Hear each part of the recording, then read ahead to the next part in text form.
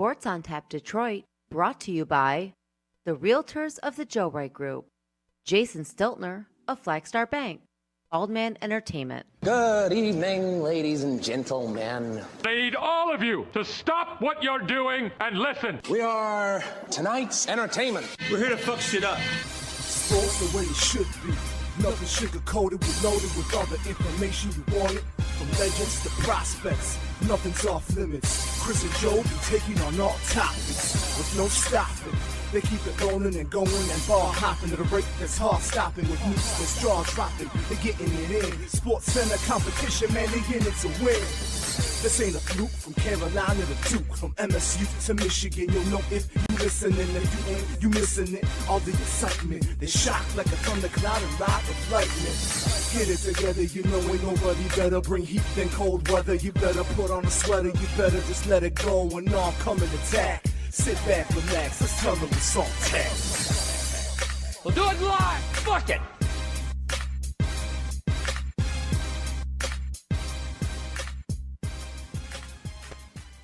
I want my own ass. I do. That is very true. With that, welcome to episode 138 of Sports on Tap Detroit. I am Chris Scott alongside Joe Adell. Frank has the night off as he has some family obligations to attend to. But have fun, Frank.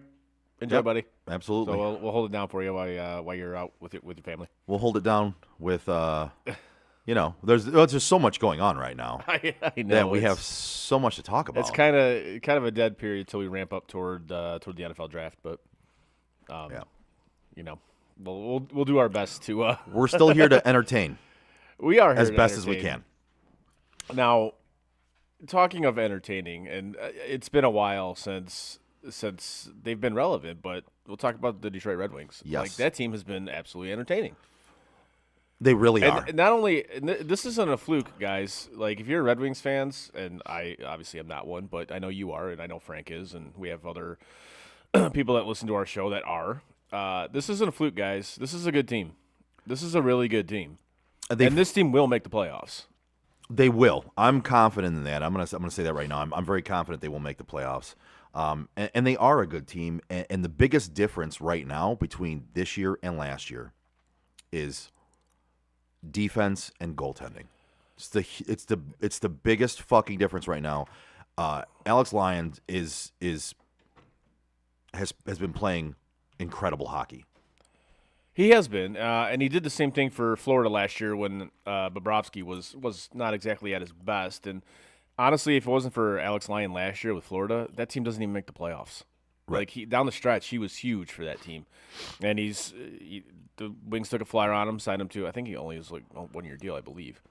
And they're going to have to re-up him because yeah, they are. Because Ville Husso is not the answer. He's not. Neither is James Reimer. Neither is Reimer. Reimer's a great guy to fill in. Like, he's a great number 2. Yeah. Come in, he'll get you a couple wins. He'll play some decent, solid goaltending, but he's not a guy that can carry you.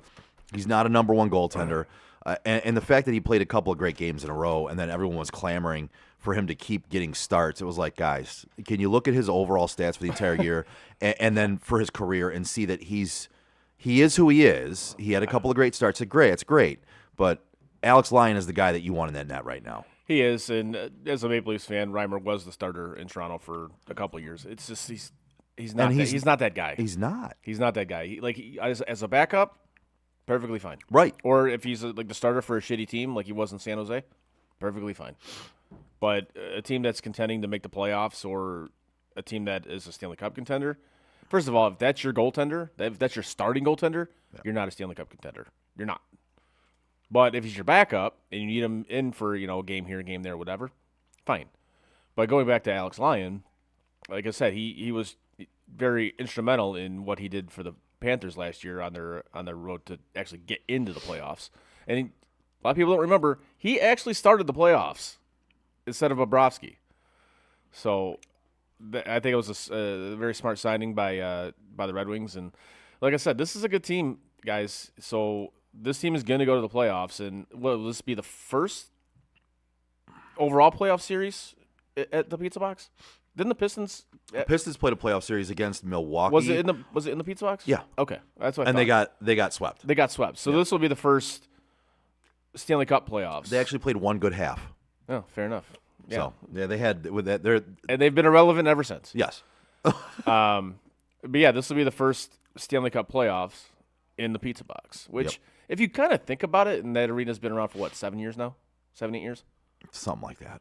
That's kind of sad if you truly think about it. It is. It's because the rebuild has taken longer than it should have because There's a lot of factors in that. there's a lot of factors in that, but one of the main factors in that, and we've talked about it before, is the fact that they were so hell-bent on keeping that streak alive Oh yeah, that Yep. it made rebuilding that team eventually that's at that. it set the franchise back in the rebuild process quite a bit. Oh yeah, absolutely it did.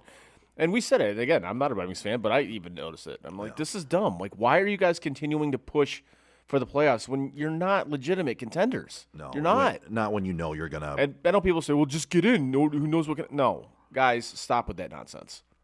The difference is just get in. You never know. Okay, that happens every once in a while. But with those Red Wings teams, just get in, and we do know what's going to happen. You're going to lose in the first round. Maybe you make it to the second round. Congratulations. Maybe. But that's the thing. It's hope at that point. Right. It's like, okay.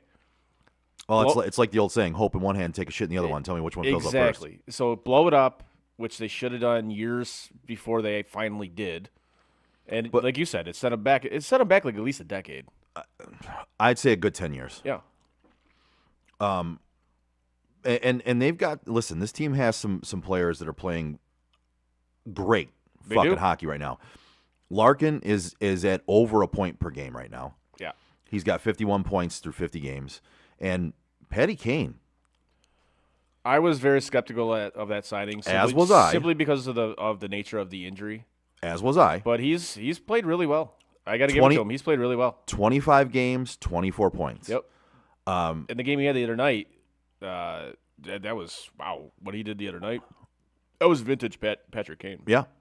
I mean, it's, Lucas Raymond, 46 points in 56 games. That dude has stepped up his game, and now he's gonna get a raise. Yes. And that's going to be a problem because he's going to get a raise, as is Moritz Seider. Seider's going to get a raise. I love that kid when they drafted him. Yeah. And I remember I was talking to one of my friends about this a couple of years ago. I'm like, Nylander for Seider, who says no? And she was like, I say no. Like, I would have loved to see Moritz Seider as a Toronto Maple Leaf. That would have been great. But obviously they were smart and decided to hang on to him. But the dude's going to be an absolute stud. Yeah, he is. He's going to be an absolute stud. Yep. I mean, for a defenseman right now, through 56 games, he has 30 points. Mm-hmm. They have a good core. They do. They do. And what? Well, they got a lot of veteran leadership too. They do. DeBrincat was a great signing, and there were some people that dogged that signing, and I'm just gonna say I told you so on this one because he's been a very good sign. 47 points in 56 games. He's got 19 goals, 28 assists. Yep. He's second on the team in goals. Well, people dogged him because they saw how he played in Ottawa, at a place he didn't want to be. At a place he didn't want to be, on with some guys that he didn't mesh with. No, like him and Brady Tkachuk just did not get along. Right, they just didn't. And anybody that tells you differently is incorrect. I'm sorry, they're wrong. Completely like incorrect. he played it PC and he said no, it wasn't that. No bullshit. Like you guys clearly didn't like because DeBrincat wanted to be the guy on that team. Right. And I'm sorry, Brady Tkachuk is the guy on that team. Right. He's going to be as long as he's there. And he didn't like it, so he comes to Detroit. He's a Michigan guy. Mm-hmm. He comes home, and yeah, is Larkin the captain? Yeah, but DeBrincat is the guy on that team. He's the guy. He's the guy. And Larkin's the kind of captain that is okay with DeBrincat being the guy. Exactly. And when you look at it, this team is playing. They're overall well as far as the team goes. Yeah. They have 12 guys that have 10 or more goals. Yep. One of them is Patty Kane, who's only played 25 games. They're about to have DeBrincat. His next goal will put him over 20. Larkin's got 25. By the end of the season, they're going to have, I'd say, 4 guys over 20 goals. Yeah. And if Kane would have been on the team long enough, he might hit over. He still might hit over 20. He might. I believe they have 26 games left, so he still might hit over 20. But they're going to have 4 or 5 guys over 20 goals. Right. You know, and that right there is a good overall team. They have 2 power play lines that can go out there and score. They have 4 lines that can score on a regular basis. The overall hockey right now is on par. That's the best team. That's the best this team has been in years. Like, And like I said, at least a decade. Well, and they're on par with teams. No. You know, listen, they're not. Although they beat Colorado, They did. right? So they're not necessarily on the level of, you know, the Rangers or Boston, but they're closer to them than they are Ottawa and It's Buffalo, and you know what I mean. Like they're working their way up, and they're closer to the top than they are the bottom at this point. This is a team that if they get in, which I believe they will, they're standings wise, they're in a good position to do this. Absolutely, yeah. If they get in, it's a team that nobody's going to want to play in that first round. I agree with you. Nobody's going to want to play that team in the first round, and that's a team that can absolutely pull that upset. Yep. You know, so credit to Steve Yzerman and credit to especially Derek Lalonde. Like that dude, he comes from Tampa, obviously a winning culture down there. You know, knows what he's doing, and that's another thing too. Kind of how we've talked about this team with they've played better defense and they've gotten better goaltending.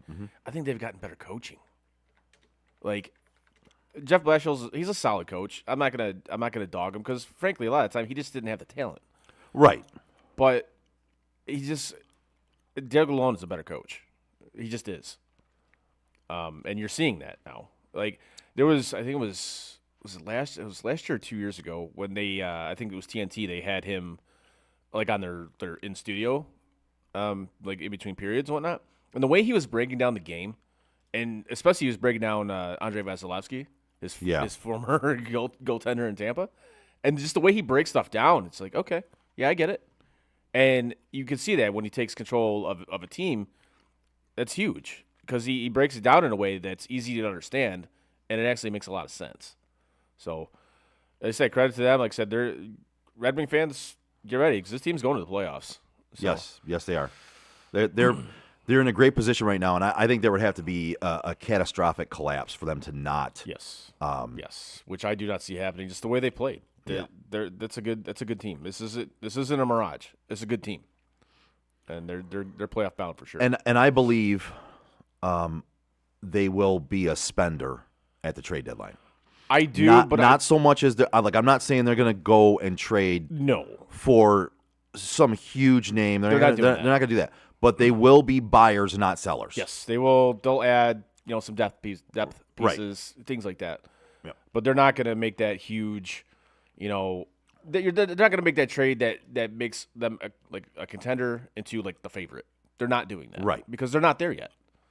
But they will add something of value. Now, I did hear something today that kind of piqued my interest is them going after Jake Gensel in Pittsburgh. Now, depending on what Pittsburgh does, because that was a big miscalculation by their new GM and Kyle Dubas on first of all trading for Erik Karlsson, which that to me was just dumb. You're trading for mid-30s defenseman. Yeah, he won the Norris Trophy last year. He had over 100 points. But you got to look at it. He's playing for the fucking Sharks. A team that literally could have done anything he wanted. That team's terrible. Right. Of course he's going to get 100 points because he can literally do whatever the hell he wanted. So you trade for this guy and his enormous salary, and I believe they took all of it on. And now you're stuck because you have your core three, which was Crosby, Malkin, and Chris Letang. They're all in their 30s. You have zero prospects. You have very little to no trade capital. You're kind of screwed here, And it's like, okay, but they're probably going to have to get rid of Jake Gensel because I don't know if they're going to be able to re-sign him, or even if they can, I don't know if he's going to want to stay. Right. If they're going to have to go through a rebuild here, which it's trending in that direction. So. If I'm Steve Yzerman, I'm absolutely kicking the tires on that to see what it would take to get him. Sure. if it takes like some of your like top notch like prospects, then I'm like, you know what? Thanks anyway. But if you can get him at a reasonable price, absolutely make a run for him because that dude has proven in the playoffs what he can do. He's a top-notch playoff player. So we'll see here coming up in the next couple of weeks where the Red Wings are at. But I do think they're gonna make a move. Again, I don't think it's gonna be huge, but they're definitely gonna make a move or two to solidify their playoff spot. Yeah, I would agree with that. Absolutely.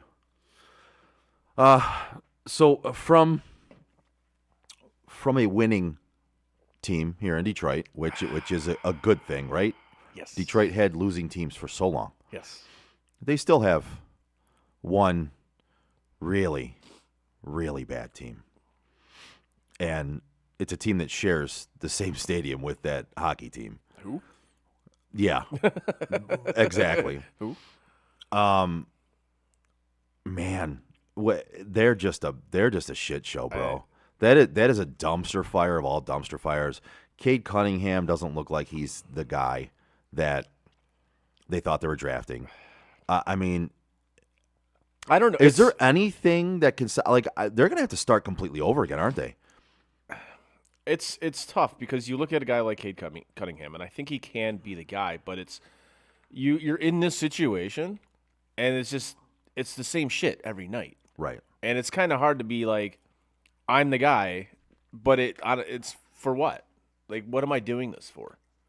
Like this team is awful. It's so bad. It's And uncompetitive. I want Their to. head coach is an idiot. Troy Weaver's an idiot. Troy Weaver's an idiot. I was a fan of that guy when they hired him. I'm like, So- okay, he's coming from OKC, which they know what they're doing with their draft picks and front Well- office and whatnot. You look at OKC right now; I believe they're like top of the Western Conference, I believe, or in that mix. Jeremy says the Pistons have been irrelevant for years. They have been. You're But right. See, that's the problem. You know what I mean? Like that's And I would say a problem. And I would say right now, they are probably the most irrelevant franchise in sports. It'd be hard to In argue. like the Big Four. It'd be hard to argue. I think they're the most irrelevant franchise in the Big Four right now. If Troy Weaver still has a job with the Pistons next year, it's basically borderline criminal because he's done such a poor job. I mean, let's harken back to his first draft. Yeah. And the first draft pick he had in the first round, Killian Hayes. Chris, who did I tell you that should have been the minute it happened? Tyrese Halliburton. Yes. And in hindsight, who the fuck should it have been? Tyrese Halliburton. And Killian Hayes isn't even a Piston anymore. No. They didn't even trade him. They They released him. released him. So, I mean, I'm not even really a basketball guy, and watching that Neither am I. draft, I was all over Tyrese Halliburton, and the fact that he wasn't the draft pick there, that is, to me, that's the biggest draft pick that shows what Troy Weaver is at this point.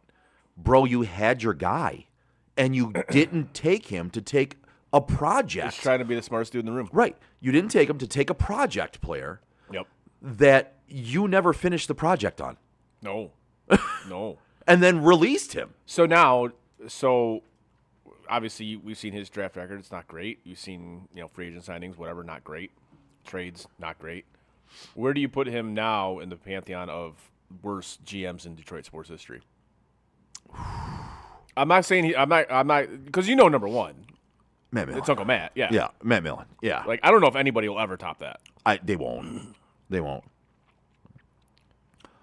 Worst, he said worst. It says Jeremy says worst traffic. I think he means draft pick. Oh, yeah, it was the Darko. Pistons had was Darko instead yes. of Dwayne Wade. Yes, absolutely. I mean, if we're hearkening back to that point, Yeah, yes, it's absolutely. Darko 100%. But Darko is one of the worst draft picks in the history of anything. yes, it is. Yes, it is. But if you're looking at just Troy Weaver in the current regime, his very first draft pick, in hindsight, now I told you when it happened, it was bad. But in hindsight, looking back on it, that was the telltale. That basically describes his regime here Yeah. in Detroit. Like I said, he's trying to be the smartest dude in the room. Yeah. And he's like, I'm smarter than all you guys. With blah, his blah, draft blah. picks, with his trades, with it's- everything. No. His reclamation project of Badgley and like what it's just every trade he made, every draft pick he made, nothing has panned out. Not good. Well, it's not good. It's not. It's not.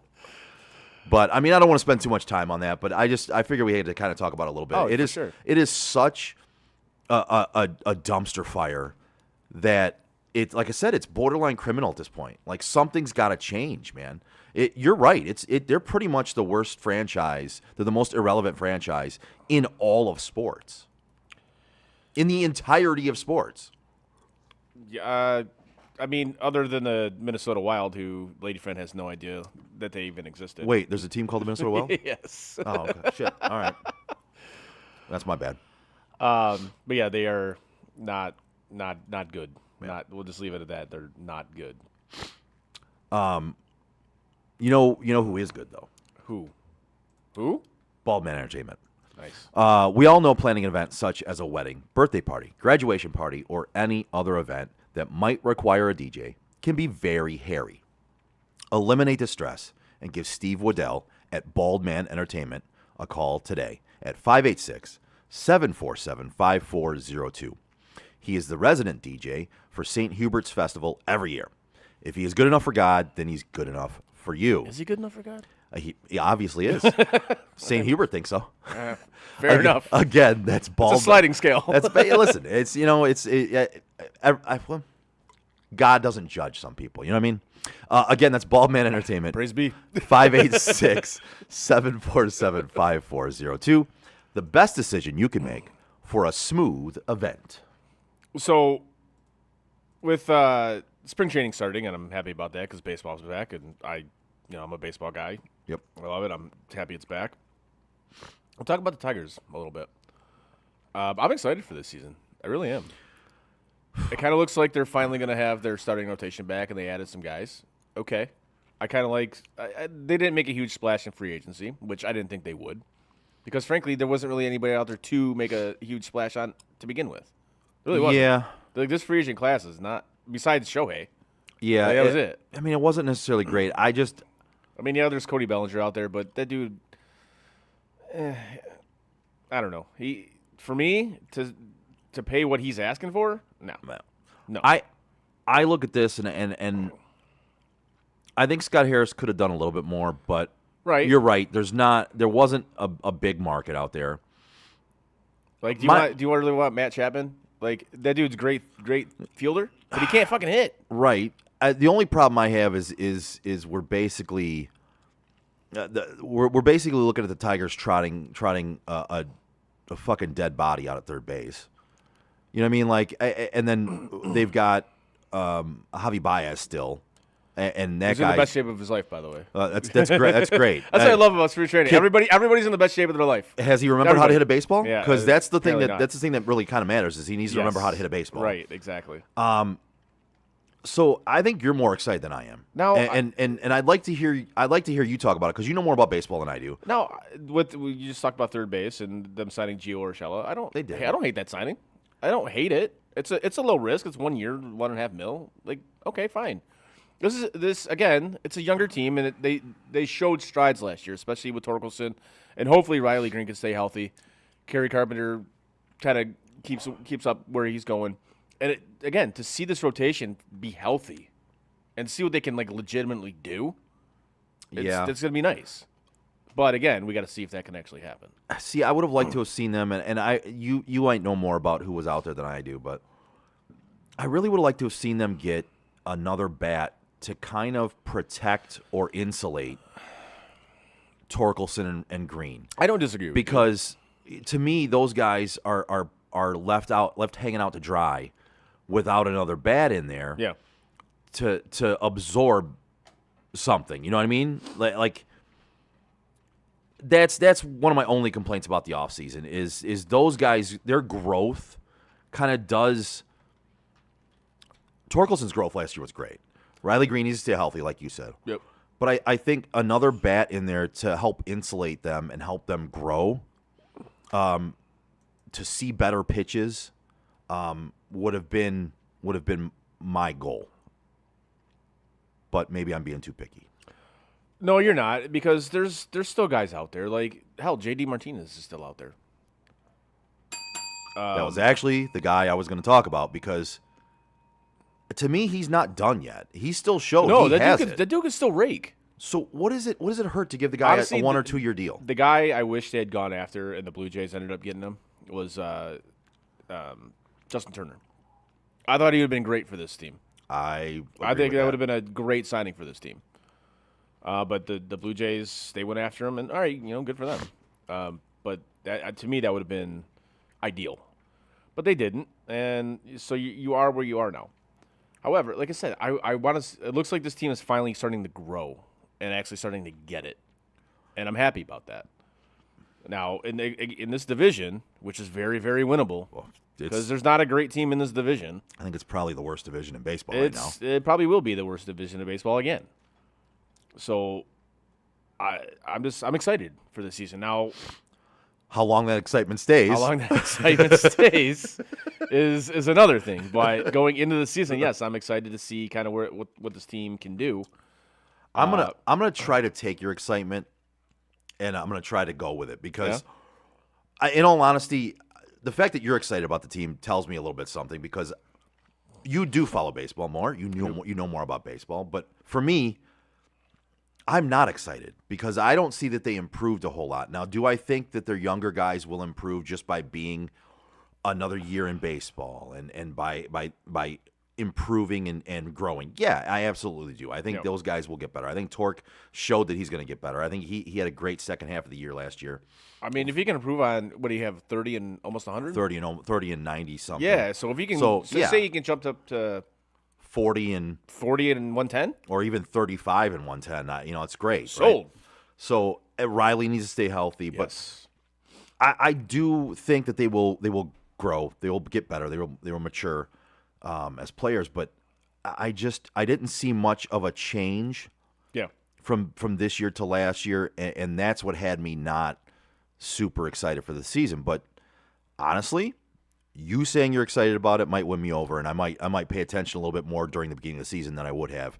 Now, again, how far that excitement goes will depend on what they do. Now, what has me really excited about this season is no more Matt Shepard.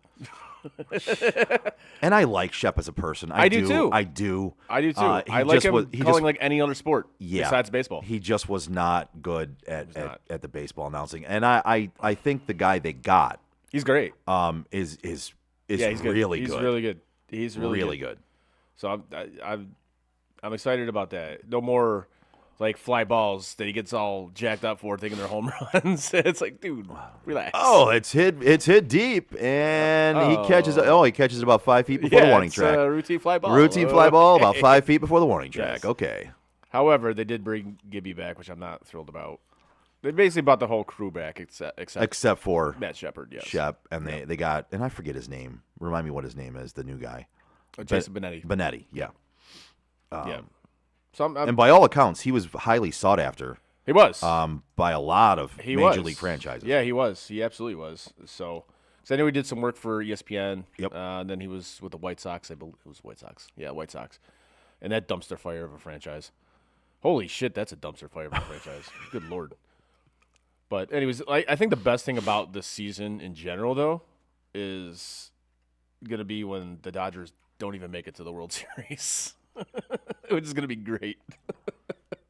Congratulations. You got Shohei, and you didn't even make it to the World Series. Good job, guys. Like, I don't think there should be a salary cap in any sport. I really don't, because if you're an owner, you should be able to spend whatever the hell you want. I tend to agree with that. Like, you should be able to spend whatever you want. You want to do a luxury tax? Fine. I'm okay with that. But I think the luxury tax makes it a little more fair for owners who buy teams that don't necessarily have the money that other owners do. Don't let them lie to you. But I know they all have the money. I know, but I think I tend to agree with you on that one. Like, if you're an owner of a franchise, you should be allowed to spend what the fuck you want to spend. You absolutely should be able to. It's like somebody telling you when you open your brick and mortar business, you want to update that? No, you can't update that. You already spent to update this, so you can't put that in your building. You can't do this. You can't. It makes no sense to me. You own a business. Yeah, you should be allowed to spend on that business how you see fit. And save me the small market, like arguments Then, and all that shit. then- 'Cause it's then- not, it's then not don't a thing. then don't buy a team there. It's not a thing. And move your fucking team there. But for the most part in these sports, it doesn't exist because TV rights and all the money that comes in, it's pretty even across the fucking board at this point. Like It is. Yes, there is a slight difference in some teams, but not to the point where it used to be, where it was that big of a fucking deal. And then, so even if you are a small market, invest in your scouting and your coaching. Like, you can't tell me that the Tampa Bay Rays haven't been good for this long because they're a big market team. They're not. They play in arguably the worst stadium in baseball. Yeah. And yet they're successful year after year after year. And you know why? And they have one of the smallest payrolls year after year after year. But you know why they're successful? Is because they put their money into scouting, drafting, coaching. And they're good. Yeah. So miss Well, me with the fucking and small they- market bullshit. They do this, right? yeah. But it's because of the scouting and player development, right? I mean, they get good, they sell off their players because they can't afford them. They get good again. They can't afford them. Well, they can, which is but they bullshit. choose not to. Yes. So they're good. They sell off their players. They get new players. They develop them. And they're They get again. good, Yeah. and then it's a continuing cycle for them. It is. So, like I said, don't let any of these owners tell you they can't spend because they absolutely can. They just choose And not to. if they choose not to, then again, kind of go the route that the Rays go and Scouting and player development. scouting and player development. It works. Like it's kind of what the Orioles did. They were trash for Yeah. however like 10 years at least. But that's because their owner didn't want to spend fucking money. Yep. And now that family sold the Orioles to, it seems, guys that want to spend money, want to win. But in those years that they were terrible, they stockpiled their farm system. Yep. And it's arguably the best farm system in baseball now. And they're good. They made the playoffs last year, and they're one of the favorites to win the AL East this year. So there are ways to do this, guys. Yeah, you don't have to spend money, even though you can. Yeah, I hate that small market argument because it's dumb. It's dated. It is very. It's a dated argument. Yeah. It's like, oh, the Dodgers buy everybody. So what?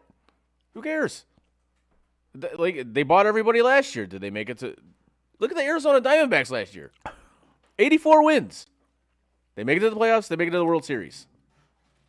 They didn't spend, they don't have a $200 million payroll. Nope. So again, the small market shit doesn't fly with me. It just doesn't. It's just an excuse. That's all it is. It's an excuse. So, anyways. You know who doesn't have excuses?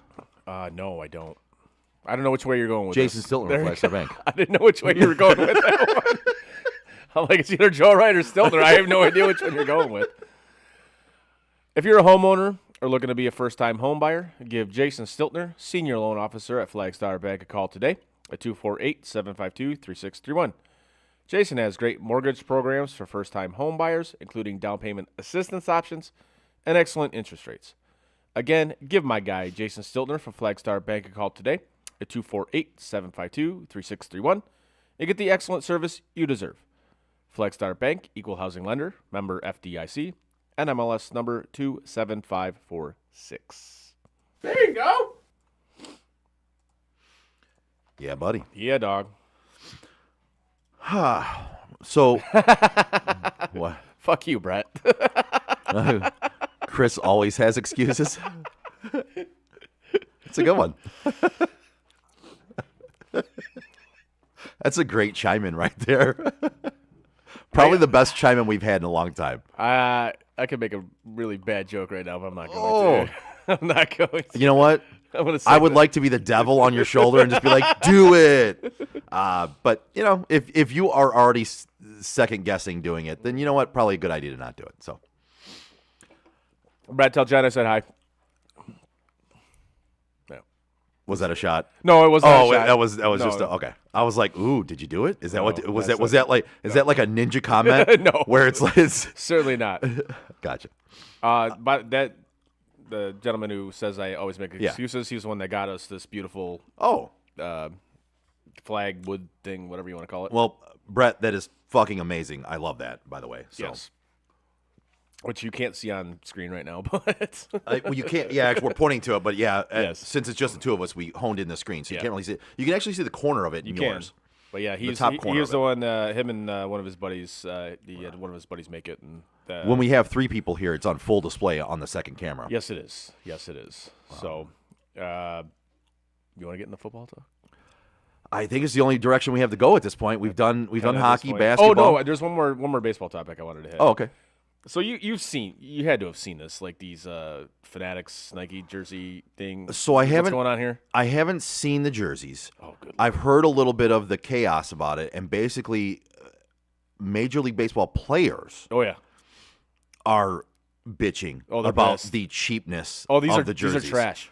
So I mean, if the players themselves are bitching about their game jerseys, Yeah. it's got to be a trash product. It's bad. Like the jersey, like just the top, they look like jerseys, like because they've taken like the lettering like of the names and like Okay. shrunk them down. It literally looks like a jersey. It looks terrible. Not good. And then you get to the pants, and they're so thin you can see through them. So, I did see that. You can see through them. I did see And that. you can see like cock and balls and shit. There was man. there was a rumor that Lululemon actually produced their pants because they're like see-through yoga pants. You can see all the cock and balls and shit, man. Nobody wants to see. Come on, what are we doing here? Nobody wants to see that. Nobody wants to see that. Nobody wants to see that. And it's just, but what I take from this is because Fanatics is taking over the NHL contract next year for their jerseys. Good luck. That's all I'm gonna say. Good luck, NHL. Because if this is how this is going with Major League Baseball, I can only imagine how bad they're gonna fuck up these hockey jerseys. Like, yeah, that's what are we doing? It's a absolute disaster with these. And I get it, it's only a jersey, but like, come on, man. You can't have see-through fucking pants, man. What are we doing here? Come on. Yeah, Like, what a joke.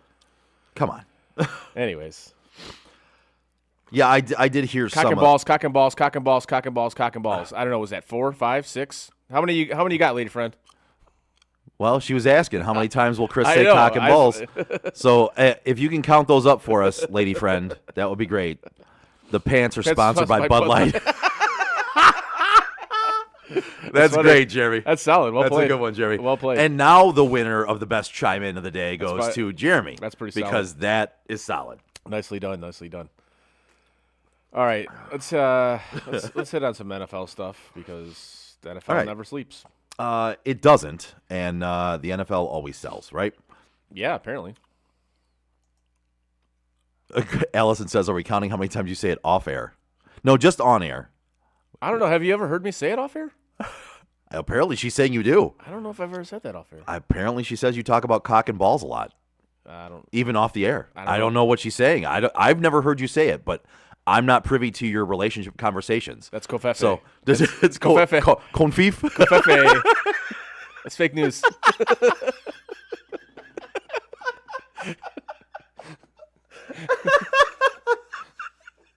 Confif. Oh, shit. speaking of that, you saw those shoes, right? Like Trump shoes? You saw 'em? No. Oh my God! No. Just type in Trump shoes. Oh, come on. All right. Hold Just on. do it. You got to see these, just monstrosities. And they sold out apparently.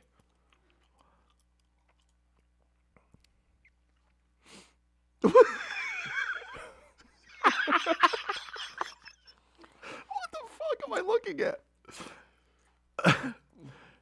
Chrissy gonna stop using voice text when you're looking up your porn searches that she won't hear you say cock and balls.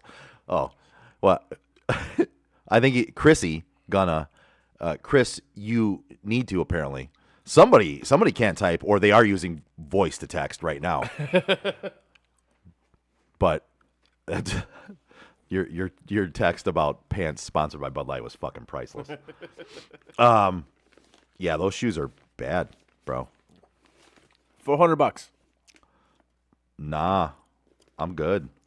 Why does he have shoes? And why am I looking at Joe Biden with a pair of shoes in front of him too? Why do you think he has shoes? I don't know. Because he lost a court case in which he's got to pay over like $400 million to some chick.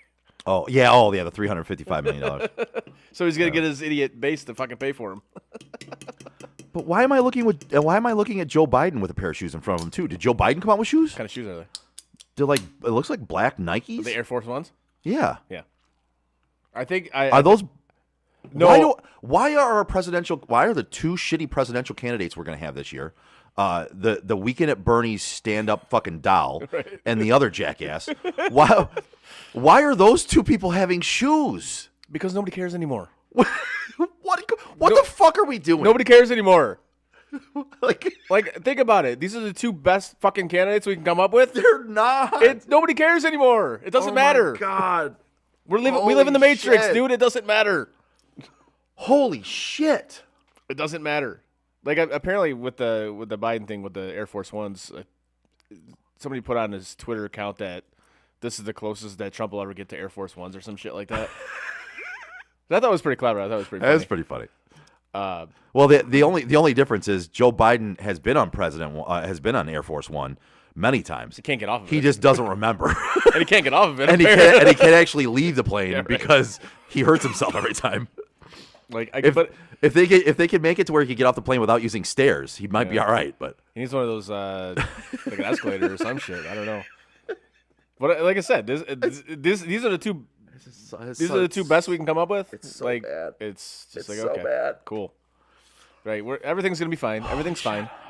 It's like that dog meme. Everything's fine. Everything's fine. It's fine. Everything's fine. Everything's fine. As there's fucking a burning dumpster behind us. Everything's fine. Everything's It's fine. Everything's fine. There's nothing to see here. We got two geriatrics that are running for president. Fuck A, man. One doesn't even know who he is anymore. Oh my god. And the other one is just a jackass. Oh my god. Anyways.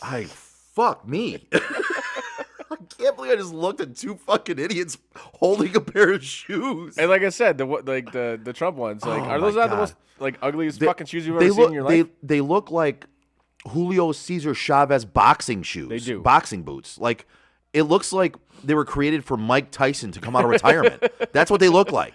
And the best part about it, they're probably made in China. Right. That's what makes it even better. It's pronounced Gina. China. Oh, China. yeah. Giant. Oh, China. China. Gina. That's right. In Gina. All right. Yes. So let's get this. Let's get this back on the rails. Yeah. Yeah, we should probably steer this one back onto the road. Yes. We can go down a real bad pathway here. Yeah, we probably. You and I could. could both get in a lot of trouble. I mean, I'm okay with it, I don't give a shit. but we should probably steer the car back onto the road. Talking about NFL. And listen, the NFL never sleeps. The NFL never goes away, even in the offseason. Correct. And a couple things we were going to get into today is some early free agency predictions, a mock draft. I think we'll probably just do the first round that CBS came out with, just kind of their first early mock draft or one of their early mock drafts. Yes. And then we'll start off with the salary cap, which leads into free agency and everything else, right?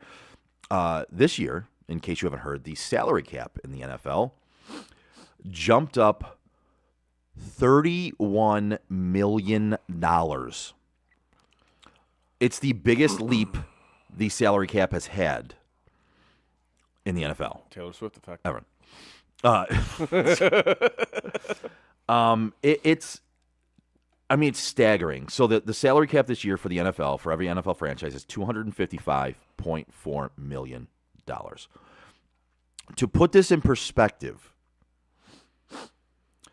10 years ago, in 2014, which doesn't seem that long ago, it was $133 million.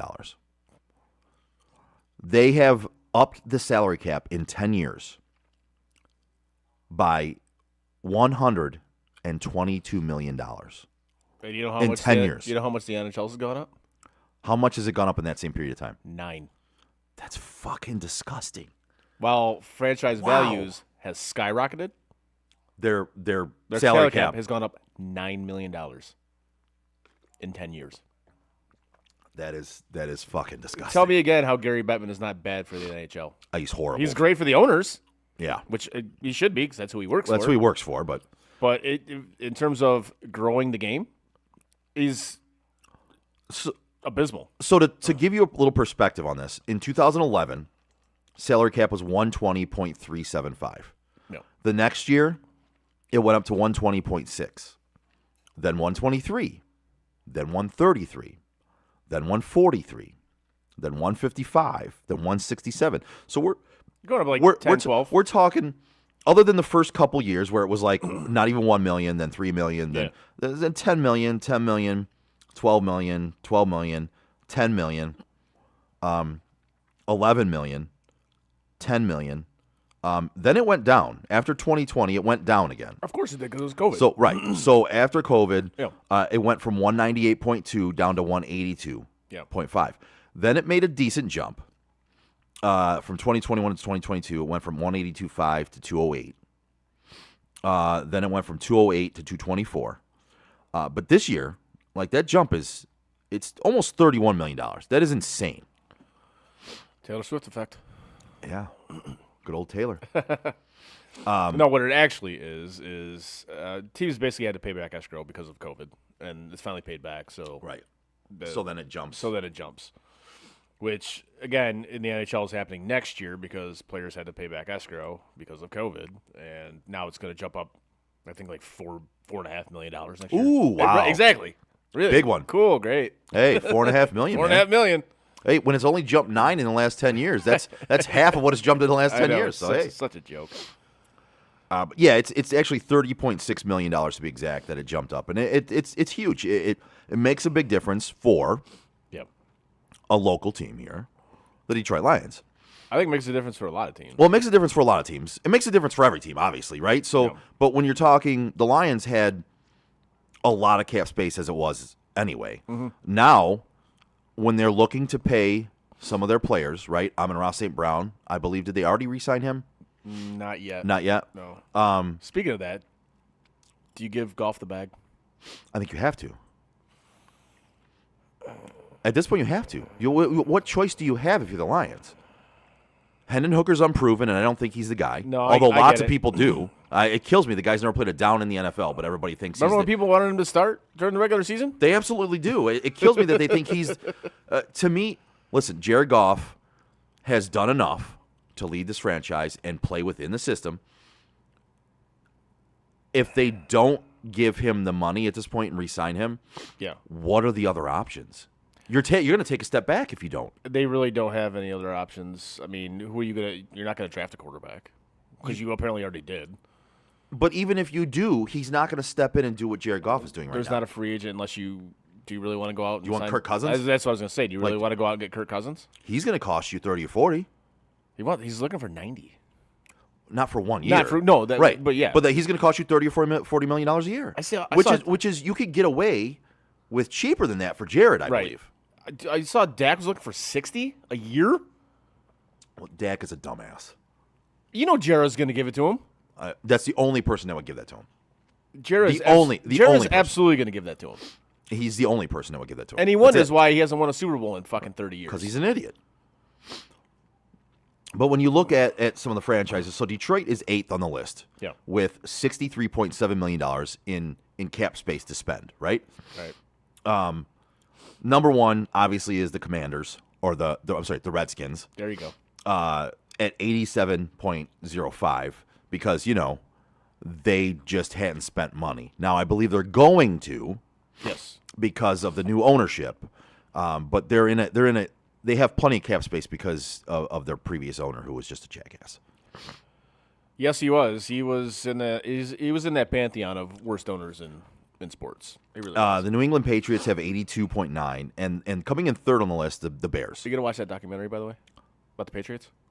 What is It's it? basically like a Last Dance thing with the Oh, yeah, Patriots. absolutely, I'll watch it. Yeah. I've heard some early reviews on it. It's Yeah? basically just Robert Is it bad? Kraft just trashing Bill Belichick. Really? Yeah. Well, then I'll still watch it because I like controversy, so I'll watch It's it. basically like because Kraft produced it, Right. from his Okay. studios or whatever. Okay. And yeah, from some reviews I've heard and read, Yeah. it's basically them just trashing Bill Belichick. I'll watch it. Yeah, I mean, I'll watch absolutely it just will. for that. But even though I hate the Patriots, I have not, whatever. But I'll watch it just for that. I still have an affinity towards the Patriots. Now, I was a fan. Brady made me become a fan, and I was a fan for many, many years. That's fair. Didn't have a franchise to root for many years, and then, Yeah. you know. Yes. But so the Bears come in third, and the Bears are intriguing to me, right? And I know a lot of Lions fans because in the area around here, there's Lions fans, and they hate the Bears, they hate the Packers, they hate Minnesota, all that stuff. I'm intrigued by the Bears because I believe they're in a good situation. I just don't believe they'll make the right decisions, right? They've got $80 million in salary cap space. They're third in salary cap space, $80 million. $80 million? $80 million in cap space. There's free agents they can go get. They have a good young core of players. Now, to me, the Bears' worst move would be to trade Justin Fields and not trade the number 1 draft pick. Like, if they trade Justin Fields and take Caleb Williams at the number 1 pick, I think you're making a mistake. I think you're making a mistake simply because I think it's going to be a bust, first of all. I wholeheartedly agree with you. But I understand it in terms of money. That's the only term I understand it in. Is You money. have $80 million. I get it, but if you take Williams, you sign him to that rookie deal. Which remember when the rookie deal, these guys got like a shitload of money before now they they played don't. it down. Which is I can't believe that was even a thing. I know. Like you never played it down in the NFL, yet you're getting More money than God. Yeah, it's ridiculous. It was ridiculous. So I'm glad they fixed that. But if you take Williams and maybe say he's not a bust, and you still have all that, cap money to go out and fix your defense. So I don't think that's the right thing to do because I think you have the right quarterback. I was gonna say because I'm making this decision now. If I believed in Caleb Williams, that's different. Right. And I'm saying this that I wouldn't make that decision because I don't believe in him. I don't think he has the right attitude. I don't think he's going to succeed in the NFL. I just don't. And I know you agree with that. So that's where my decision comes in. Now, if Caleb Williams was, even if Caleb Williams to me was Trevor Lawrence back when he got drafted, oh God, I might make that decision. But if Caleb Williams was Andrew Luck, if Caleb Williams was Peyton Manning, if Caleb Williams was trying to think of who else. Drew Brees. I might make that decision, right? Because it makes sense. You're right. Money-wise, it would make sense to go with the younger quarterback, go with the rookie, get rid of the quarterback that's going to cost you more money right now, build more. I don't believe Caleb Williams, and I don't believe Drake May is the guy either. No, I don't either. If anybody, it'd be Daniels. Jaden Daniels. Those three? Yeah. Yeah. But, to me, I believe they can trade the number 1 overall pick to somebody who does covet Caleb Williams, get more draft picks, keep Justin Fields, build up the offensive line, you've got 2 picks in the top 10, and if you trade that first pick, you're going to have even more picks. Yep. Build your offensive line, protect Justin Fields, develop more of a run game, and get him one more receiver. Draft him. Draft Marvin Harrison Jr. You know what I mean? You can do that with the draft picks you have. To me, that's the smarter thing to do. And they have $80 million in cap space to help fill their needs that they're not going to get in the draft, which they have a lot of draft picks. So to me, the smartest thing to do would just continue with Justin Fields because I believe he can succeed if you do the right things with him. I just don't think Chicago's going to do the right things with him or with this situation. Well, how can I don't trust them How to can you do think it. they're going to do the right thing? You can't. They don't do the right thing Ever. And this is why they're always stuck in this endless cycle of just they're bad, they're decent, they're bad. If you told me I'll give you one NFL franchise in their current situation, I will give them to you to run. Yeah. In the current situation they're in, I would choose Chicago 9 out of 10 times. Because to me, it's the most.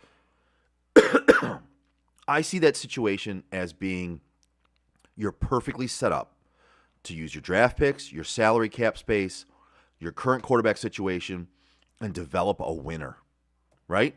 And they fell into getting DJ Moore last year, which was an accident on their part because they don't do things like that on purpose. They don't make decisions like that on purpose because they just screw it up, right?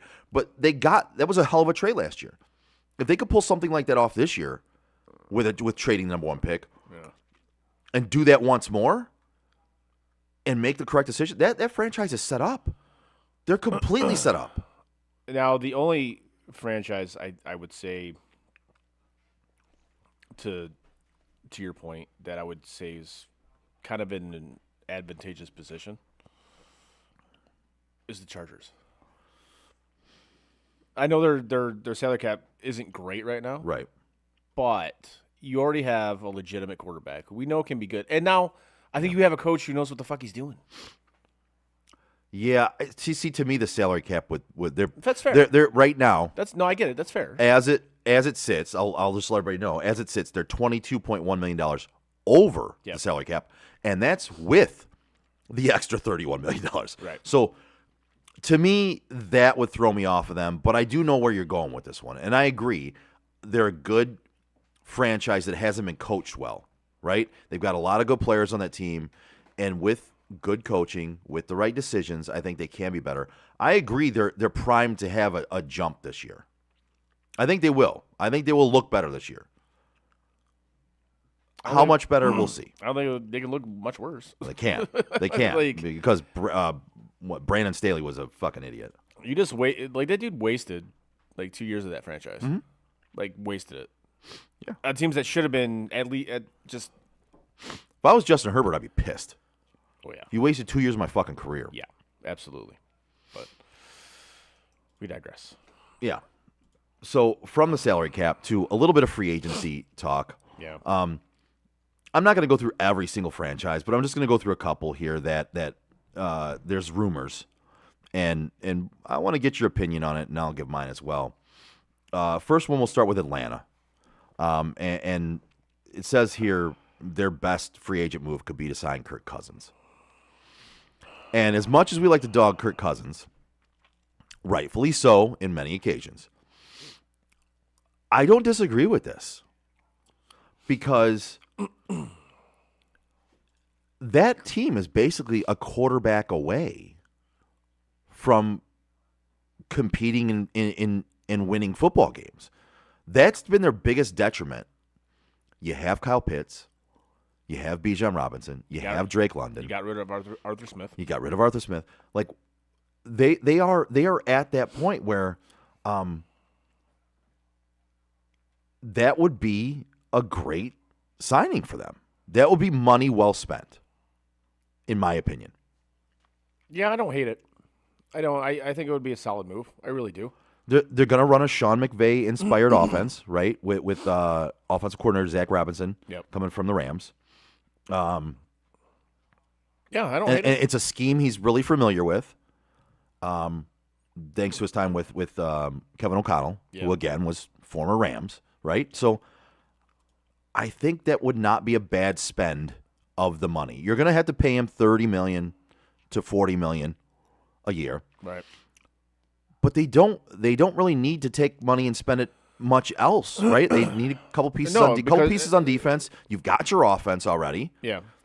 No, like you said, yeah, they're in a position where they can spend that money on what they actually need, and what they actually need is a quarterback to move them forward. Right, and they had $25 million, I believe. They added to that with that $31 million, so I believe they have $50-some million now. So they can basically do what the Saints did, but the Saints just spent it on a much shittier quarterback. Right. Like, yeah, you're right. For as much shit as we've given Kirk Cousins, and again, a lot of it deservedly so, he is a good quarterback. He is. Right. And yes, I believe if he went to Atlanta, especially in that system, I think they can do some damage with that. Now, with the money, I don't know if they want to go that high. I don't know if they want to spend that kind of money. That's the problem. I don't know if Arthur Blank wants to spend that kind of money. Right. And that's going to be the biggest Like he didn't want Lamar Jackson. Well, Lamar Jackson's one for me where, yes, if you use him correctly, you can win some games in the regular season. But I'll be honest with you right now, I'm questioning whether you can win games in the postseason. Can Kirk Cousins win games in the postseason? I mean, who knows? But I mean, if you want to go that route, you look at both of them. They're kind of the same quarterback. kind of. I don't know. So, I mean, yeah, obviously, is Jackson a more dynamic quarterback? Obviously. Oh, he's a better athlete Yeah. for sure. But if you want to go just the playoff route, Yeah. they're kind of the I same mean, fucking quarterback. well, And you're probably going to spend more for Kirk Cousins than you would have for Lamar Jackson. what did in Lamar, 2 years. Yeah, well, yeah. know. What did Lamar end up getting? I forgot what he got. Let's go to the Google machine and find out.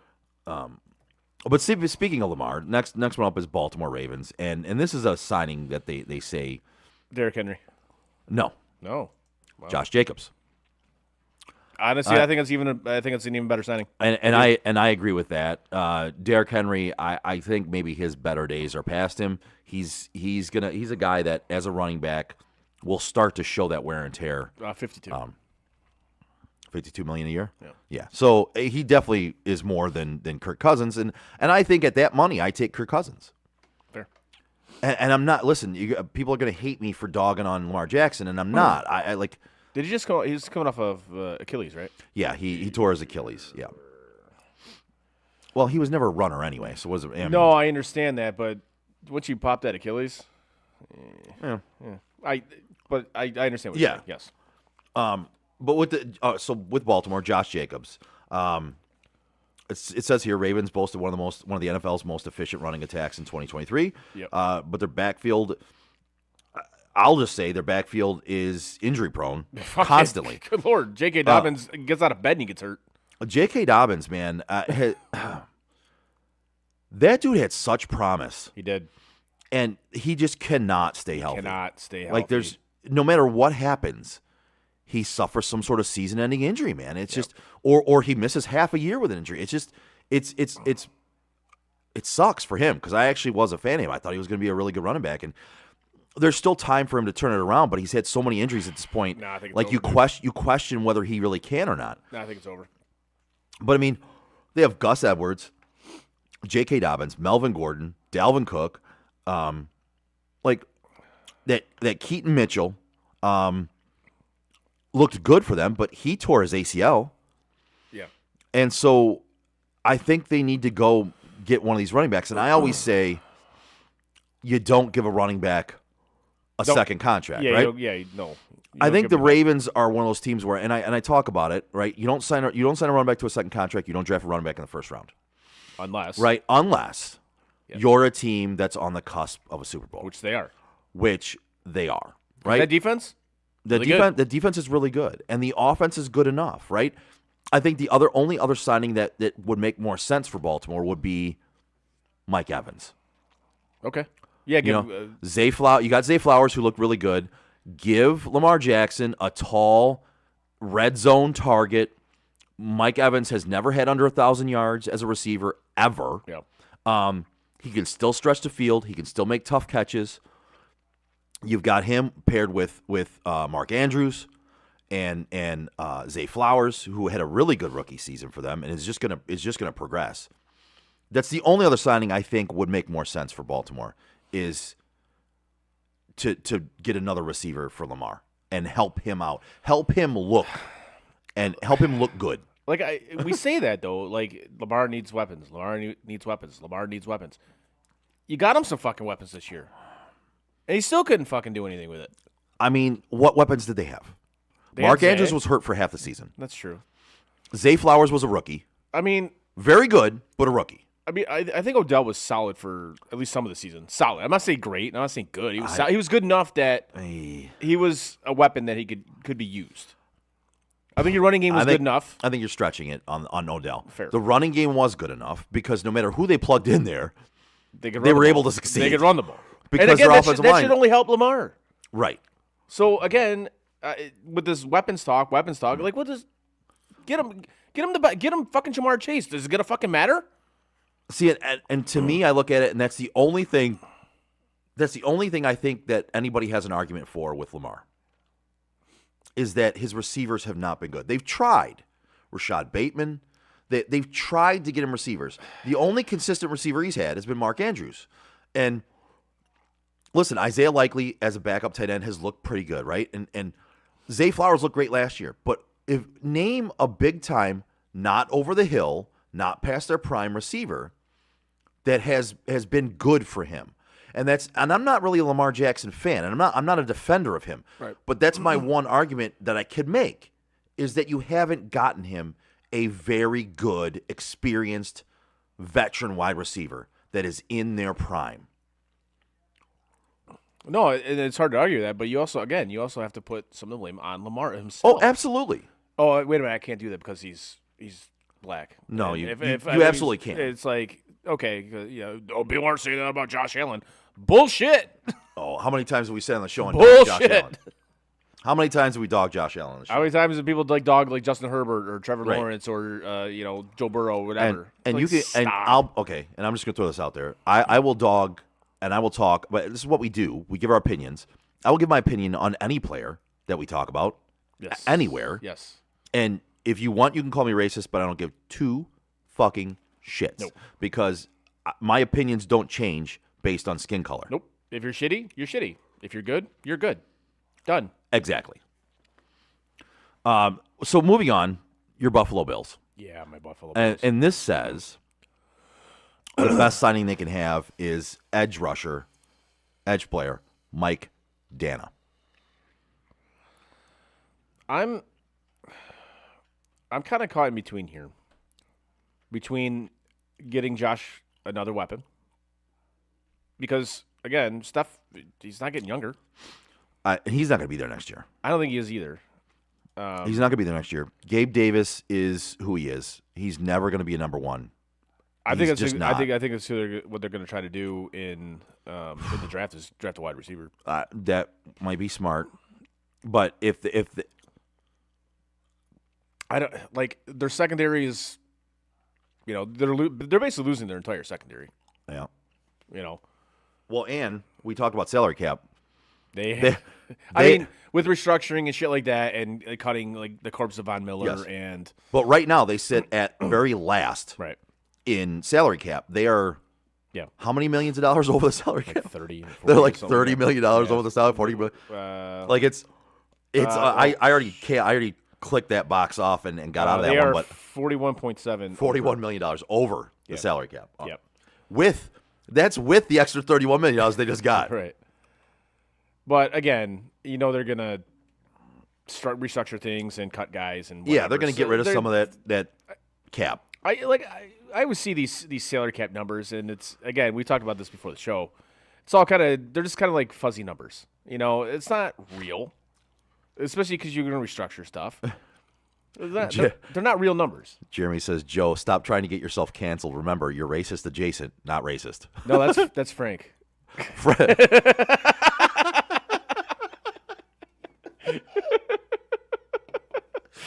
Love you, buddy. Oh, shit. Yeah, I think at this point the whole show is just taking on the moniker of racist adjacent, I guess. Yes. Which is not wrong. No. I think we've all been racist adjacent at some point on this show. All in good humor. That's correct. Because that's what we're here for. We're here to entertain. So moving to the Bears, right? Bears. This says the Bears' best signing would be a player I already talked about, Mike Evans. Couldn't hurt. And it says the Bears will likely have Caleb Williams or Drake May under center next season. And either rookie quarterback will be good to be surrounded by talent, which will be DJ Moore, and if they sign Mike Evans.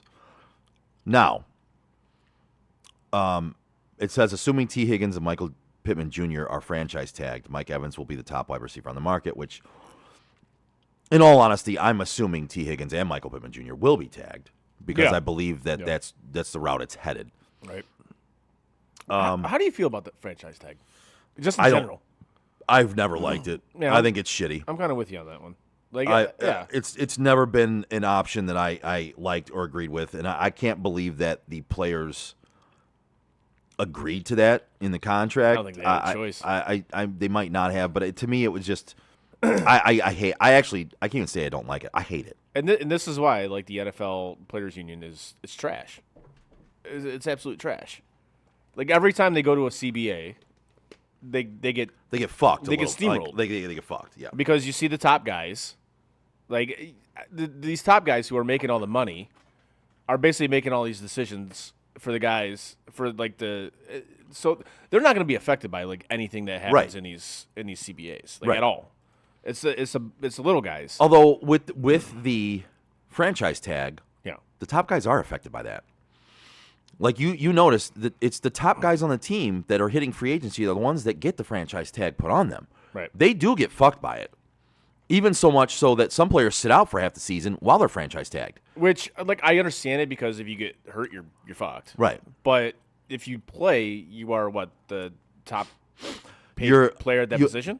No, you Or get top the 5 or something you, like that? You get the average of the top 10 players, the top Right, 10. so you- yeah. So you take the top 10 players paid at that position. Yeah. You get the average, and that's what you get paid for that year. So I mean, in a way, So you're still making you're money. making money, yes. You're just maybe not making what you would have been able to sign for in free Right. agency. Right. And you're not getting the years, right? It's a 1-year contract, so if you get hurt, you're fucked, right? Yes. But I mean, in the NFL, contracts aren't guaranteed anyway. Not They for can long. cut you at any point in time. and that's another fucked up thing is that contracts aren't guaranteed. Right. But yeah, so that's one. I don't disagree with that one for Chicago. I think getting another wide receiver, if they go the route of Caleb Williams or Drake May, or even if they go the route of keeping Justin Fields, I think getting a second wide receiver there makes sense. And I personally think they should do that through the draft. Yes. Because to me, DJ Moore is your number one. He's a veteran wide receiver. Him and Justin Fields had a great rapport. So the Bears have number 1, right? Bears have number 1 and number 9. So If they trade back a couple, there's still plenty of good wide receivers left in that. board. absolutely. Yes. I mean, you might not get. You might not get Marvin Harrison Jr. No, you're probably not going to get him. Depends on how far you trade back, though. If you just trade back to number 3 Right. or number 4, you still got a shot at him, right? Or do you go for a tight end? I don't, because I really think Cole Kmet. You think he's that guy? I think he's good enough. Okay. Right? I think he's good enough. I think he has shown that he can be good enough. I wouldn't draft a tight end that early. Well- I never condone drafting a tight end that fucking early, but Like according to this mock draft, that's who the Bears are taking with number 9 is Rome Odunze. Really? Yes. So there you go. You don't even have to trade back. yeah, yep. You're getting a solid wide receiver Odunze, yeah. at number 9, so you don't have to Yep. trade it back. I still would trade that first pick. I would too, because in this draft they have them taking Caleb Williams. I personally would trade back. Yep. I would trade back with. I mean, even if you trade back 1 and let fucking the Redskins take Caleb Williams if they covet him. Oh, it's gonna be hilarious when he says he doesn't want to play for them. But let's see. Let's see if I can come across any of these. I'm looking at all the rest of these free agent signings here. One that sticks out is Houston signing Chris Jones from Kansas City. Ooh, That would be a huge signing for them. it would be. It would cost them a lot of money, but I think it will be a huge signing for them. And I think it will be a smart signing for them. Another player on the defense to be opposite Will Anderson, Yep. who had a defensive rookie of the year performance last year, and it just gets that defense better for the offense that's led by C.J. Stroud, who was the offensive player of the year last year, or offensive rookie of the year last year. So, I think it'd be a smart signing for them for sure. I would agree with that. It's an upcoming team, absolutely. And it takes them away from the champs in the AFC. It says Detroit Lions, we'll just bring them up. It says they should sign edge Bryce Huff. Now, I think they do need to address the edge opposite Aiden Hutchinson. I would agree with that. If they don't address the defensive line, they have to address the secondary. But I believe if you address the defensive line, I believe the secondary is affected in the same move, right? You get to the quarterback faster, you get pressure faster. Your corners and your safeties have to cover less amount of time, right? So yeah, that's by there's no reason for a pass rush. right. Yeah. So that's your pass rush aids your defensive secondary. So you don't necessarily need to go out and spend a bunch of money on the secondary. If you address the first one, it will automatically address the second. Dude, So. the Broncos should sign Jeff Okudah. Don't sign Jeff Okudah. Oh yeah, it says the Broncos should sign. Don't Jeff do Okudah. that. Yeah, That's a terrible idea. That's a bad idea. Don't do that. That's such a bad idea. No. Let's see. Has your Browns signing Frankie Louvu? Louvu? Let's Louvu? see. Linebacker? Yeah, Frankie Louvu. Okay. I wouldn't be I'm sorry, against I'm not that. familiar with his work. I wouldn't be against it, but it's not one that I'm necessarily gonna fucking jump out of my seat for. Yeah. I know they'd like to get another guy to pair with Joker. Yeah. I'm not gonna try to pronounce his name again because it's Jeremiah Owusu Koromoa, Joker, There you go. as it is. But I believe Sione Takitaki and These guys, this team only signed Samoan guys? What are we doing yeah. here? Jesus. Sione Takitaki and Anthony Walker are going to hit free agency, I believe. So, and I like Takitaki. Taki. Taki. But yeah, that signing would be a solid signing. It's nothing I would jump out of my fucking seat for. Let's put it that way. Let's go down the line here. Let's try. It says here Los Angeles Chargers signed Gabe Davis. It says here the Chargers will likely release Mike Williams Yeah. to save $20 million in cap space this offseason. Well, there it is. Mike Williams can't stay healthy, so yeah, that'd be smart. Probably a smart idea. Yeah. Keenan Allen might be a trade candidate, so adding a receiver might be smart. They do have Quentin Johnston, last year's first-round pick, but he struggled mightily. So unless he turns things around drastically, I'm not sure he's the guy. Yeah. So, I mean, that wouldn't be a bad signing for them. Going on through here, I don't see any other ones that really stand out yet. No, the Chiefs signing says- Tyrod Smith. Chiefs signing Tyrod Smith? Yeah. Let's see. I think it'll be a solid signing for them. Absolutely, I do. Shore up that offensive line. Yep. That would be pretty smart. That would make a lot of sense for them. I think they do have to address wide receiver as well because I think, yes, they did win the Super Bowl this year, but I think, listen, Patrick Mahomes can't keep doing it all on his own with just a tight end. So This is funny, like reading this though. Like I'm looking at what they say the Dolphins should do. It says sign guard Ezra Cleveland, yeah, but it says they're projected to be $50 million in the red going into this season. But we looked at that salary cap thing, right? yeah. And I don't remember where they were at. this one says only 24.7. Yeah, because they get that extra $31 million. So Right. that's why they're only 20. Yeah. That makes sense. Okay. I I don't Let's know. see. Oh, here's one. Yeah. The Jets trade for Devontae Adams. Sorry. Ooh. Get him back with Aaron Rodgers. Get him opposite Garrett Wilson. Before the they're changing the turf at that stadium from what I heard. So, That wouldn't be a bad move for them. of course, it wouldn't be a bad move for them. You get Devontae Adams, who obviously had his best years with Aaron Rodgers. Aaron Rodgers gets his guy. Yeah. That Wilson can only get better with having a guy like Devontae Adams across from him. That would be a smart move. I think that might be my biggest storyline going into next season is Aaron Rodgers.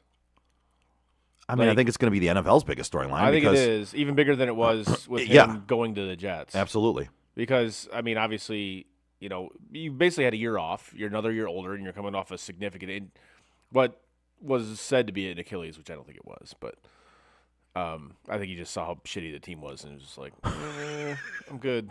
That's a good conspiracy theory. I mean, we're I mean, talking he- about Aaron Rodgers here, so he ran for his life 3 plays in a row, and he's like, you know what? I'm done. it's like this I'm team's good. trash. I'm This good. turf is trash. I want out. I'm good. I'm good. I'm done. But I say that because I think he could have come back at some point. I don't think it was an Achilles. I think there was I don't think he could have come back. I do. I think he likes headlines. I think he likes his name out there.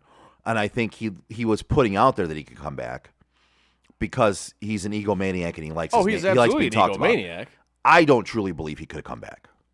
I think he absolutely could have come back, but he saw how shitty his team was and was just like, nah, dude, fuck that. No, I'm good. I'm not doing it. Like, honestly, if he had come back, it would have made it for a bigger story than him not, Yeah. I think he absolutely could have. But again, seeing how shitty his team was, it's like, I'm all right. And I got to play on that shitty ass turf too. Nah, I'm all set. I think that will I'm gonna be go hide in a cave somewhere in the dark for and do some more, and do more hallucinogenics or whatever it was. I forgot what it's called. This one I want to hit on though. Oh, do you? Like, and I do think the Jets and Aaron Rodgers are going to be a big story coming into this year again, even more so than last year, like you said. But I want to hit on this one. Tampa Bay. The biggest thing they can do is re-sign Baker Mayfield. The Buccaneers. I'm going to read this. The Buccaneers struck gold with Baker Mayfield last season, inking the veteran to a 1-year, $4 million contract before watching him post career highs in completion rate, passing yards, and passing touchdowns. What are they going to have to sign him to? So What is he asking for? it's probably going to be in the range of 3 years, $75 million from what they say here. Woo. How much guaranteed? So $25 million a year, which kind of follows the Geno Smith template. Let's say like $45 million guaranteed. Probably about half guaranteed, I would say, around there. And also there'll probably be some incentive bonuses in there as well. Listen, as a guy who has backed Baker Mayfield, I'm going to sound just like I'm backing him again, but I tried to say this. It wasn't him. It wasn't him, It wasn't. and he deserves this. I'm fucking happy for him. Like, get the bag, bro. Absolutely happy for him. Well, yeah, he lost all that money with Progressive and shit. Yeah. So he's not doing those pictures anymore. Fuck. Well, he lost his home, so Yeah. he got kicked out of his home, so Progressive couldn't insure him anymore. But yeah, that's I believe that is the biggest thing that Tampa Bay does need to do. And again, being a fan of Baker, I'm really happy for him, and he's gonna get the bag, and he deserves it. And Chris, you want to say that one more time? You want to tell me what you said one more time? It wasn't him. It wasn't him. Wasn't him. Okay. It wasn't him. And I don't even like the guy. So I'm just glad you said it. It wasn't him. Hey. Hey, in the words of Shaggy, just say it wasn't you. It wasn't me. All right. So do you want to dive into just this first round here in the mock draft, and we'll just discuss just a little bit, and then we'll get out of here for the day. Yeah, I got one more. Before we do that. Yeah. Did you see this interview with Johnny Manziel and Shannon Sharp? So I heard about it. And I heard what he said about Brian Hoyer. Go get fucked. Go fuck yourself. And I was gonna say, all I have to say is, wait a second. You mean Brian Hoyer, a veteran, yeah. who is all about business and all about playing football and just doing what he needs to do for the team, because that has been his MO for his whole career, no matter where he was. Got mad at you coked out fucking crackhead, because you came in as a first-round draft pick, full of yourself, but yet you didn't understand what a cover 3 defense was. Or you asked so many questions that it was evident you shouldn't even be in the NFL. You didn't do anything, dude. Nothing. Anything. Nothing. And he's the asshole? Right. Right. Really? Brian Hoyer's the asshole because you asked so many questions. He went, God, again? Okay, dude. Like, learn football. That's what you were getting paid for. You put forth no effort into being a better quarterback in the NFL. You got drafted, and you thought that was it. And you went out, and you fucking drank and smoked and did a bunch of coke, and you didn't give a shit. You didn't study playbooks. You didn't learn anything. And he's the asshole for getting mad at you in meetings for asking questions over and over again that you should have fucking known already. Because you were literally doing nothing. You weren't watching tape. At this you weren't point, studying the playbook. At this point in time, Johnny Manziel, fucking go away, dude. Yep. Now Go away. Now you're just trying to be. You're trying to do stuff to keep yourself, in the Right. spotlight or whatever. Go away, dude. You're trying to stay relevant. Like, no, dude. Fucking just go It's away. over. I watched your documentary. It sucked. I didn't even watch it, and I watched it. It sucked. you weren't relevant when you were in the NFL. No. You're no longer relevant at all. Go away. Like, you will go down as one of the biggest busts in NFL history. Absolutely, 1,000%. And it's, I want to say it's sad, but I don't really think it is because I don't think he cared. It's not. It's not sad because one, I didn't think he had the talent to make it in the NFL anyway. Yeah. I was completely not a Johnny Manziel fan. No, neither was I. And I also don't think it's sad because you did it to yourself. Yep. You weren't mature enough to make the right decisions, and you literally threw your career and your life away. That's what you did. Yep. He did. That's on you, fam. And now he's trying to blame everybody else in this interview. It's like, dude, No. come on. Get bent. Like Get we, back. we, Go we, away. we literally saw you. We watched you. This isn't anybody else's fault but yours, dude. It's all you. It's all you. Anyways. But yeah, so from that fucked up first round draft pick to obviously some teams are going to fuck up some other first round draft picks, right? Well, you know who doesn't fuck up draft picks? Yeah, The Joe Wright Group. that's right. Whether you're buying or selling your home, now is the time to take advantage of having the expertise of 4 real estate agents for the price of 1 on your side. Make the right move with the right group, the Joe Wright Group. Give Craig Joe Wright, Mike Bush, Shane Wilson, and Alex DeRocher a call today at 248-535-4750 to fulfill all of your real estate needs. Yeah, buddy. Yes. Okay, so we'll just go through and we'll just make a couple comments here as we go through, and we'll fly through this pretty quickly. CBS has the Bears taking Caleb Williams with the number 1 overall pick. Mistake. Just gonna say it. I think it's a mistake. They have the Redskins taking Jaden Daniels at number 2 overall. I don't hate it. I don't either, because I think he's actually better than Caleb Williams, and I actually think he's better than Drake May. I would agree with that. They have New England taking Marvin Harrison Jr. at pick 3. They have way too many holes to take to him that high. They do. I think they'd be smart to trade out of that pick if they can. I But, I mean, I can't hate on that pick because I do believe he's one of the better. And who the fuck is playing quarterback for that team? Well, that's the other problem you're going to have. So then you have Arizona taking Dallas Turner, edge rusher, with the number 4 overall pick, Alabama. Again, they have a lot of holes. They do. They I do. mean- The next pick I like, in a way. I think it's too early. I don't take tight ends this early. But I do like the player.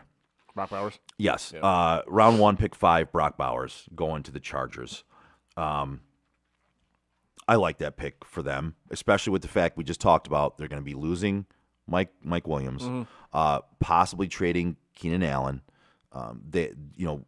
Quentin Johnston did not pan out last year for them as a first round pick.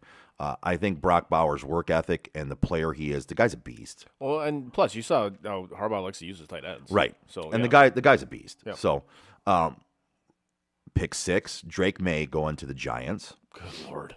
I think that's taking one quarterback mistake and replacing him with another quarterback mistake. But, what do I know? Let's see next. We have the Titans taking Joe Alt out of Notre Dame, offensive tackle. I don't think you could ever go wrong taking an offensive lineman. I don't. And listen, there's certain places when you take offensive linemen, you just expect them to be good, right? And Notre Dame, yeah. Wisconsin. Notre Dame's one of them. Wisconsin, yeah. They're going to be good. They're gonna be good, right? Yeah. And then next, it has Atlanta taking another fucking offensive weapon, Malik Neighbors, with pick 8. I think that's a mistake. I think they might need to address some defense. But if they go out and sign Kirk Cousins. If they sign Kirk Cousins, I guess it makes sense. But I mean, they have so many offensive weapons already. Yeah. I think they still would be better off doing something else there. Yeah. Listen, it is what it is. Neighbors is a good wide receiver. Yep. And then it has Chicago next at pick 9, taking Odunez at wide receiver. Love it. For them, I do love that there. No matter what they do with the other pick, I do love that there because they need an offensive weapon for whoever's going to play quarterback. I like that. If they draft Caleb Williams, I hate this. I hate it. Really? Yes. I absolutely hate it. Because he's going to suck. It doesn't matter who he has. Well, Makes no difference. okay, yes. And you and I both agree on that. But I think if you're going to need to bolster your defense as much as possible. But if you're drafting, even if you're drafting a quarterback or keeping Justin Fields, yeah, it still does make sense to me to get another wide receiver, especially one like him. I believe he's a very, very, very, very good wide receiver. The mistake would be to me to take Caleb Williams. That would be your mistake, in my opinion. right? I mean, I think you agree with that. He did kind of get shut down in that national championship game. Next, pick 10, they have the Jets taking offensive tackle out of Penn State, another school where offensive linemen succeed from, in Fashanu. I think the Jets should absolutely draft Offensive linemen for every pick they have. Every pick they have. Okay, so the next pick is a controversial one. So I can't believe they have him this high. But he's been moving up draft boards. I know, and I don't understand it. I don't get it. Like, what are these people seeing that we are not? He is.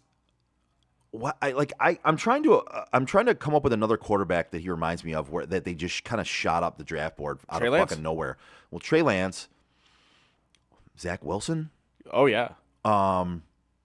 Like the rise in his draft stock right now is unbelievable. But it's J.J. McCarthy. They have Minnesota taking J.J. McCarthy at pick 11. I don't understand.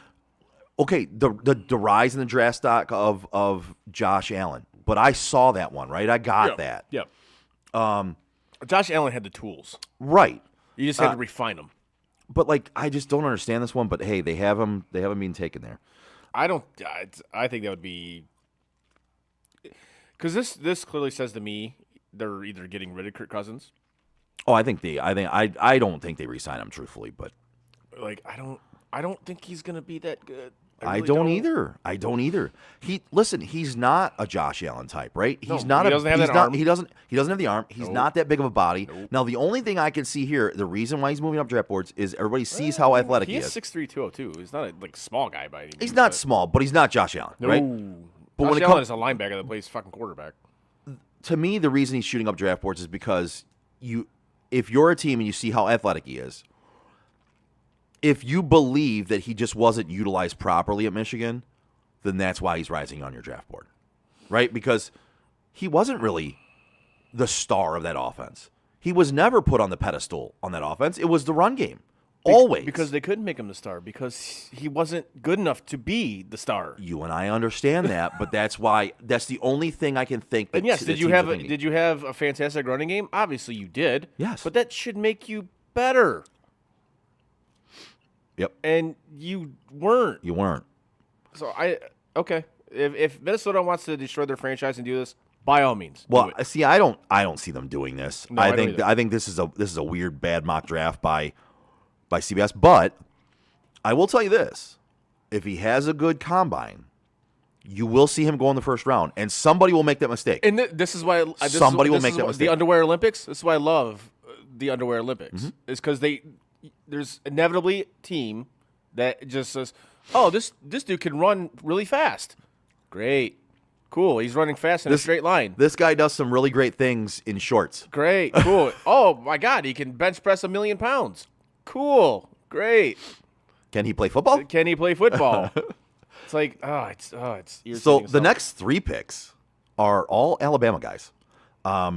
They have Denver taking Arnold, the cornerback out of Alabama. They have the Raiders taking Kool-Aid McKinstry. That's a Raiders pick if I've ever fucking seen one. Absolutely. Kool-Aid McKinstry. We're going to have that jersey on order for Frank. The Alabama corner. And J.C. Latham going to the Saints at pick 14, the Alabama offensive tackle. I think they should be in the market for a quarterback. They absolutely should. The next pick 15, going to Indianapolis would be Laiatu Latu. Yeah. Edge rusher out of UCLA. Yeah. 16 would be Nate Wiggins, Clemson corner, going to the Seahawks. That's actually a tall cornerback, 6'2". Yeah, Jeez. Yeah. Right. That is tall for a corner, actually. It really is. Next, they have the Jaguars taking Byron Murphy II, defensive lineman out of Texas.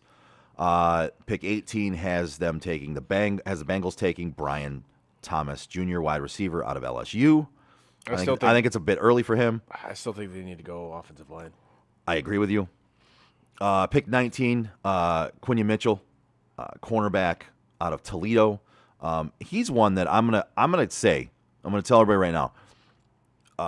Quinyon Mitchell is gonna shoot up draft boards. He will not leave the first round. Can you run because he can run really fast? No, because he's actually a very good cornerback that played in a school that you really didn't see a lot. He played out of Toledo. he's going to be drafted in the first round, and he might be drafted before pick 19. He might go where some of those other corners went in this mock draft already. It's one of the only college football stadiums I know that sells beer on, like, at the actual game. Yeah. Like for a college stadium. Yeah. Me and my buddy, we went there and watched when Miami came to town. They played Toledo. Gotcha. That was pretty dope. Talise Fuaga Yep. And the next one is Talise Fuaga. for the Steelers. To the Steelers, offensive tackle. Shore up that offensive line. Smart pick for them to go off their offensive I lineman. still think they need weapons, though, dude. They need another weapon. They do, For- but again, who's going to be? no matter who's going to be their quarterback, Yeah. they need to protect the quarterback and open up holes for the run game, which they notoriously haven't been able to do in the past 5 years. Which is amazing. So it's The Steelers. It's amazing. Next is Miami taking Jackson Powers Johnson, offensive lineman out of Oregon. That sounds like the whitest name ever. It's such a white name, and he looks like a very white dude. Honestly, he does. looks like he grew up in a very white neighborhood. Always first, overall ranked first in the position. Yeah. Next would be the Eagles taking Chop Robinson, edge rusher out of Penn State.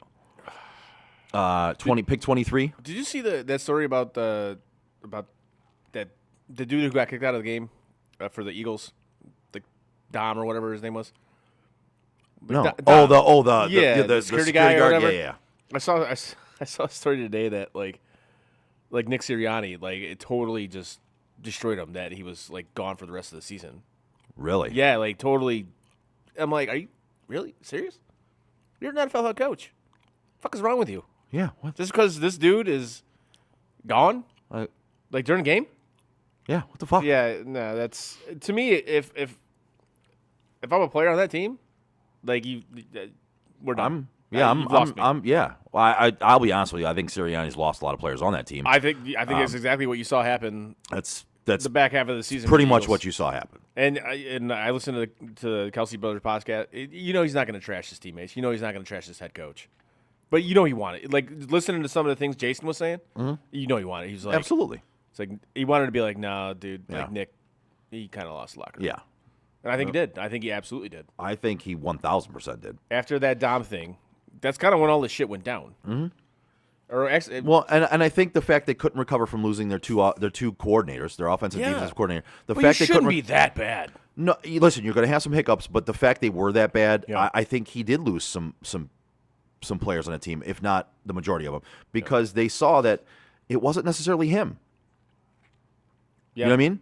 Like, I know they hired new coordinators for this upcoming season, but we know what we'd like to do. Which coach is going to be fired?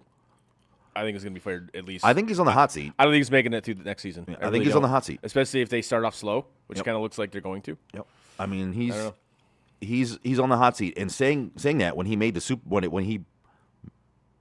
Super Bowl 2 years ago Yeah. is saying a lot, but it's the truth. Yeah. He's on the hot seat. But that's why they have an owner who's like, Yeah, no, It's not we're working. good. It's not working. did he fire Andy Reid? Yep.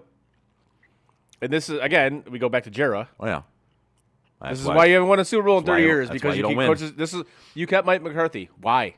Why did you keep Mike McCarthy? But anyways, Couple more, just end of this draft here. Pick 23, Adonai Mitchell, wide receiver out of Texas, going to the Texans. give him another weapon. There you Yeah. go. Jared Verse, edge rusher out of Florida State, going to Dallas. Troy Fuatanu, interior offensive lineman from Washington, going to Green Bay. Tampa Bay taking Amarius Mims, offensive tackle out of Georgia. Here's one that's kind of a surprise. They have Arizona with pick 27 taking Bo Nix, quarterback out of Oregon. I don't know. That would be a waste of a pick, in my opinion. Well, Next- if you're not going to get rid of Kyler, yeah, it's I mean, absolutely yeah, a waste it's of a pick. waste of a pick. Next pick will be your Buffalo Bills, taking Troy Franklin, wide receiver out of Oregon. Next would 6'3", be 187. He's not. I Yeah. wish he was a little bit. I Little like the height, all right. but I'm not crazy about the weight. Maybe bulk up a little bit. Yeah. I wouldn't be against it. Next pick is the Detroit Lions, taking Cooper DeJean, cornerback out of Iowa. Is he white? Yes, he is. That's a terrible pick. Don't do that. I'm glad you said it before me. Glad you said it before me, because I was gonna say you're taking a white corner. Don't do that. Don't do that. Don't do that. That's not. He's He not. went to Iowa? Yeah. Oh, good Lord. Yep. Don't get out of this pick. Next up is Baltimore taking Kamari Lassiter, cornerback out of Georgia. Then they have San Francisco taking. Kamari Lassiter, you look at the guy. He looks like a Raven already. Absolutely. Like, he looks like a Raven. He looks like he just is intended Like to we play talked there. about Kyle Hamilton. Yep. I'm like, that dude is Yep. a Raven. Yep. 100%. And next- somehow these dudes always follow that They team. do. They absolutely do. Before the draft, you and I usually can pick who's going to be a Steeler and who's going to be a Raven, Yep. for the most part. Next up, San Francisco Kingsley Suamatea, offensive tackle out of BYU. Shoring up that offensive line makes sense. And then they have Kansas City, last pick in the draft. The first round, taking Ladd McConkey, wide receiver out of Georgia. This dude already looks like he has a punchable face. Pretty punchable face. And of course, anytime he catches the ball, he's going to be like that, like one of those guys that he always catches the ball. He gets up, he has a smile on his face. He's like, I fucking hate Yeah, you. I don't like you. I fucking hate you. I do not like you. Yes. I And don't, the I don't fact know that- you, but I don't like The you. fact that his name is Ladd. Ladd McConkey. Get the fuck out of here. What up, Ladd? Get out. Anything else? No. All right. On that note, give us a like, a share, and a follow on our social media like Facebook, Twitter, Instagram, Twitch, and YouTube. You can find all of our podcasts on your favorite podcast provider. That's right. As always, check out SOTDET.com. Subscribe to the YouTube page. Subscribe to YouTube. Give us like 5 stars or whatever they do. On Like, 4 stars, share, 5 follow, stars, whatever. subscribe, do all that stuff to all of that. We would appreciate it. SOTDET.com. While you're there, maybe click on shop. Buy some stuff with Sports on Tap Detroit logo on it. We'd appreciate that too. It supports us. Again, that's SOTDET.com. On behalf of Chris and Frank, who's not here today, I'm Joe. We are Sports on Tap Detroit. See you next Tuesday. And that is it for us today. No! God, please, no! Bye, have a great time. No! God! Bye, guys. No, no, no, no, no. Bye, buddy. No! Goodbye. No! Goodbye. No! It's never goodbye.